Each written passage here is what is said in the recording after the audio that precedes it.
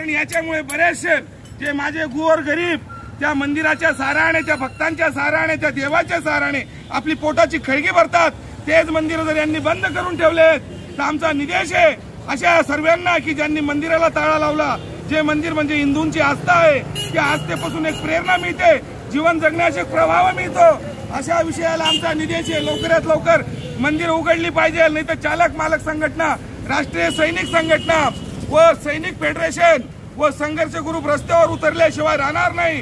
जर यांनी दारूचे दुकानं चालू करून या सरकारला महसूल पाहिजे असेल तर मी सांगतो सकल महाराष्ट्राचे सर्व शेतकऱ्यांना गांजा पेरण्याची परमिशन द्या, असे या सरकारचा आम्ही निर्देश करतो। आणि मंदिरं लवकरात लवकर उघडली पाहिजे या शासनाला आम्ही सांगतो। आमचा कुठलाही काही विषय नाही, एक धार्मिक स्थळ आहे, ते लवकरात लवकर उघडलं पाहिजे। या धार्मिक स्थळासाठी जर तुमच्याजवळ जागा नाही तर आम्हाला आमच्या मनात पण तुमच्याबद्दल जागा नसेल। या धार्मिक स्थळाचा विचार या सरकारने, या त्रिकोणी सरकारने केला पाहिजे, असं आम्ही परत एकदा चालक मालक संघटना, राष्ट्रीय सैनिक संघटना, संघर्ष ग्रुप, सैनिक फेडरेशनच्या वतीने निषेध करतो। आणि लवकरात लवकर हा विषय यांनी अंमलात घ्यावा आणि जेवढे पण सकल महाराष्ट्रात मंदिरं आहेत, प्रत्येकाचं आराध्य दैवत आहे, त्यांचे ताले उघडले पाहिजे आणि त्या देवळात जाऊन दर्शन करू दिले पाहिजे। देवळासमोर, मंदिरासमोर हा करोना नावाचा सर्व रोग नायनाट होईल, संपन्न होईल, पण तो केव्हा होईल?